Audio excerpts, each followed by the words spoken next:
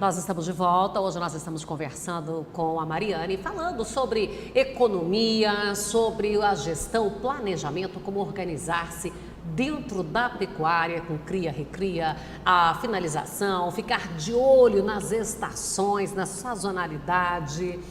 E falando aí dessa questão do aumento do montante a ser investido, porém com a economia. Seria, só para a gente tentar explicar aqui, para sintetizar, seria como se antes ele gastasse R$100 por hectare e depois ele produzia 110.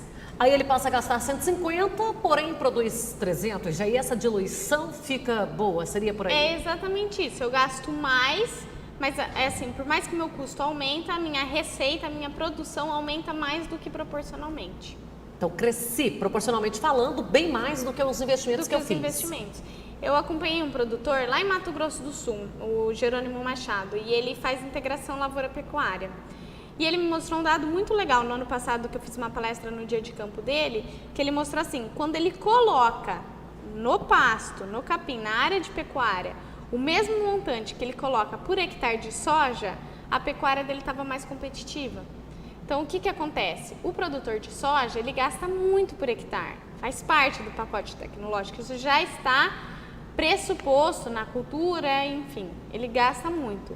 Ele gasta, mas ele colhe muito. A receita, a renda da pecuária tende a ser maior do que a renda da soja tende a ser maior do que a da pecuária por hectare. Só que se eu colocar aquele mesmo investimento no capim, ela fica competitiva. Você falou aí dessa questão da pecuária extrativista, das mudanças, quebra de paradigma. A gente sabe que não é fácil modificar, porque como que você vai chegar para um pecuarista e dizer para ele, olha, você vai ter que modificar, você está querendo dizer que eu estou fazendo errado a vida inteira? Não, a vida inteira não foi errado, né? Como que você vai explicar para ele que o mercado mudou, que as coisas se alteraram e que agora é preciso anotar, porque a gente às vezes encontra os filhos entrando em conflito, porque quer aquela coordenação de gastos, de investimentos, aquele controle para ver o custo, porque quem sabe o custo dele?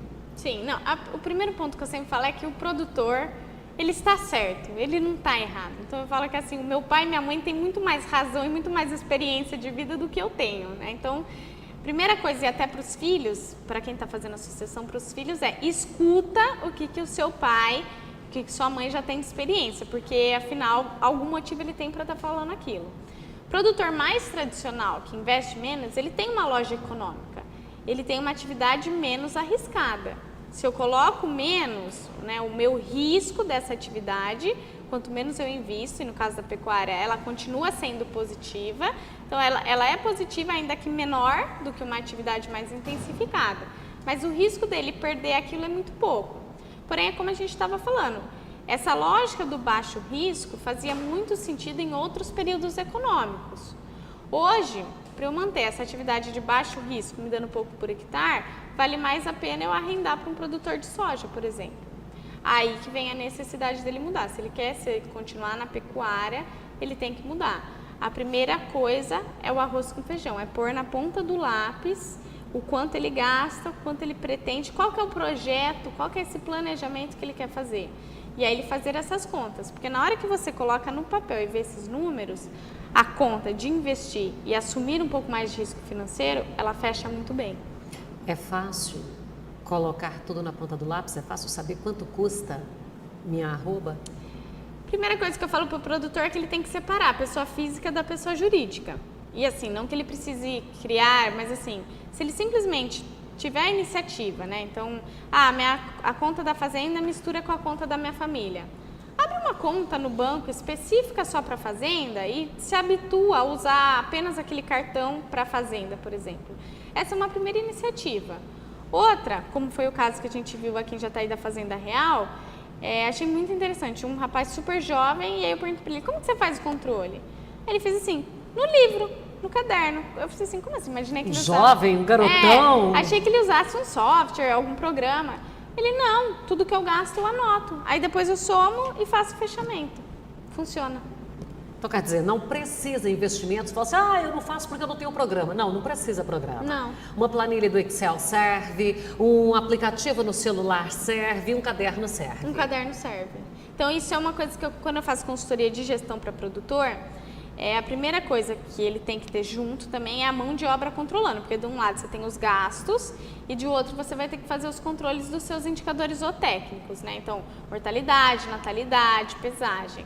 Melhor coisa que funciona para os colaboradores, para os funcionários, é a cadernetinha de bolso. Aquela pequenininha que daí já vai fazendo todas as anotações, chega, pode transferir para uma ficha, pode fazer transferência para outro ponto. Isso, mas é anotar. É preciso anotar tudo. Tudo.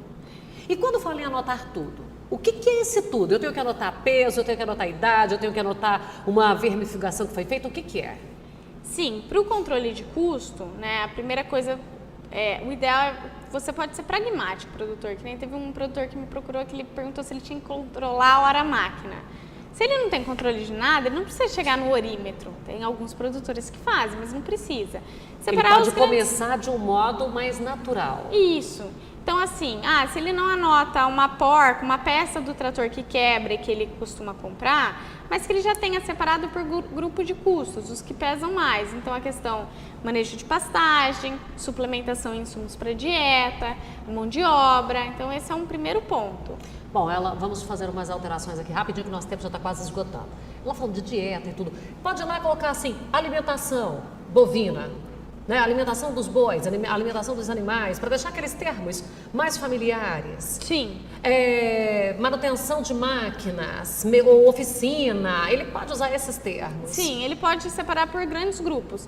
O ideal é que, assim, para iniciar, quanto mais simples, melhor. Quanto mais simples para você começar essa rotina de controlar o custo, mais resultado vai dar. Se estabelecer essa rotina, começou a controlar por grandes grupos, aí você começa a destrinchar e ir mais detalhadamente para ver aonde que você está errando.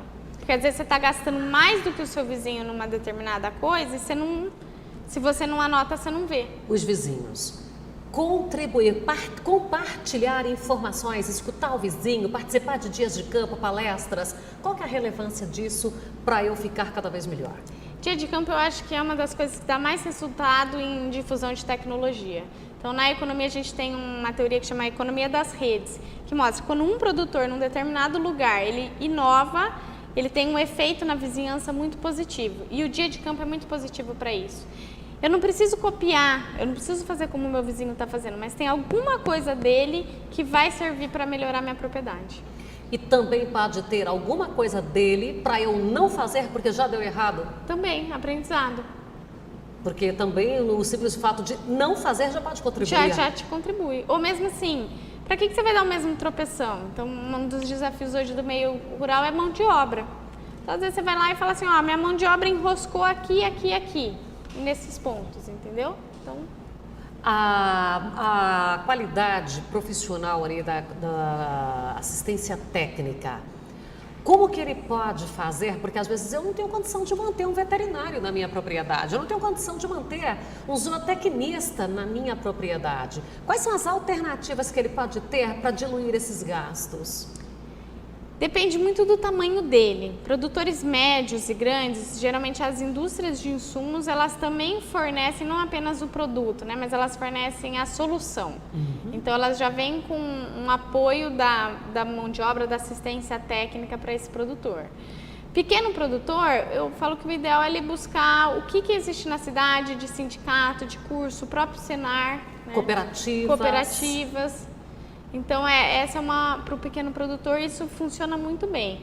Para o médio e grande, buscar junto essas indústrias de insumos, se ela tem essa opção, de fornecer esse serviço para ele também, é muito interessante. E que muitas empresas fazem isso hoje. Sim. Né? Ela leva o insumo e todo um acompanhamento da utilização daquele manejo do insumo e tudo. Sim, porque aí a empresa de insumos, ela se torna parceira, né? Ela quer que o produtor tenha bons resultados, para o produto dela ter seu potencial desenvolvido ao máximo.